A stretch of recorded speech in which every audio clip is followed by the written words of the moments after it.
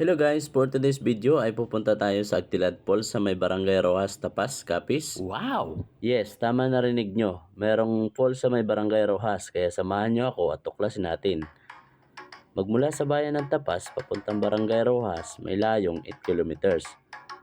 At magmula naman sa proper Ilaya, papuntang Agtilad Falls, merong nasa 35 minutes na lalakarin papunta doon. Kasama na dyan ang 600 steps pababa sa falls. Kahit medyo malayo, marerelax ka naman sa lamig at sa ganda ng tubig, lalo na kung ganito ang bubungad sa iyo sa pagdating mo. Wow!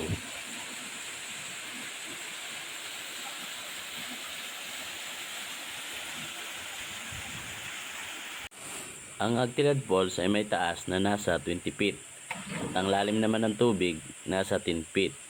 Kung kaya ang hanap mo ay falls, ano pang hinihintay mo? Pumunta ka na sa Agtilad Falls sa may Barangay Rojas at pwede mong isama ang pamilya mo, pati aso mo.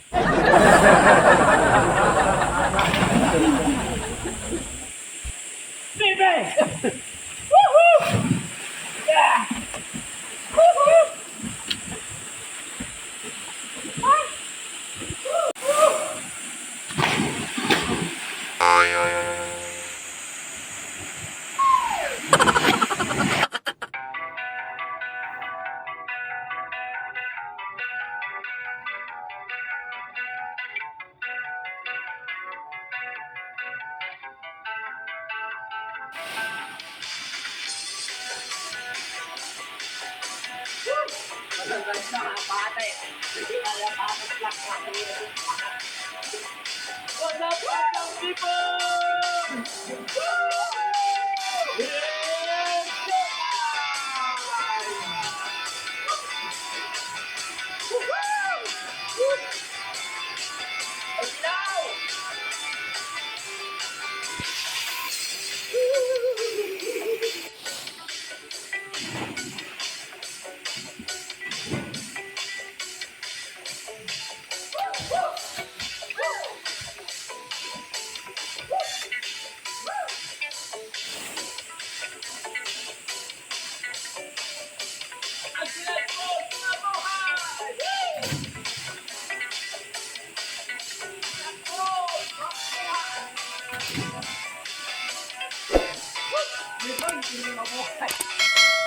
Kung rock formation lang ang pag-uusapan, marami rito sa Agtilad. Meron nga kami ritong tinatawag na jellyfish rock dahil hugis, jellyfish siya.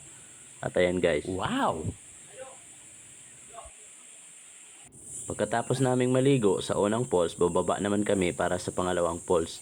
At dito, puntahan namin ang tinatawag naming Pantalan Cave dahil merong maliit na kuweba at parang pantalan ng mga barko. At ito siya guys.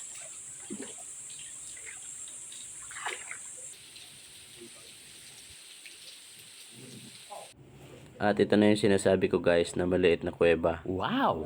Hindi siya malalim, hanggang tuhod lang yung tubig. Wala namang butas palikod. At ito naman yung sinasabi kong parang pantalan. Talian ng mga barko kumbaga. Dinadalawian siya ng tubig tapos naging bato siya hanggang sa naging poste na siya. Ayan. At ito naman yung tinatawag naming shower wall. Parang nagsha-shower ka lang at may taas ito na nasa 45 feet.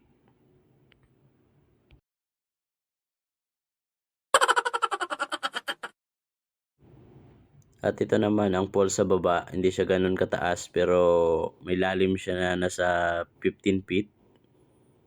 Ayan.